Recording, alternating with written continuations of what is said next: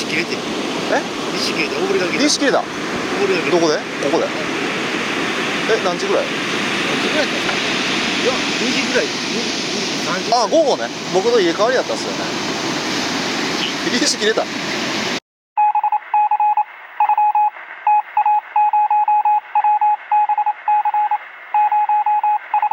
ンドル離してよかったよ。俺進めへんから。あれやばかったですね。やばかった。どうなったんですか？いや、もう収まったんですか？あ、足ついて。今日みたいな日やったらもう向こう一頭ですね。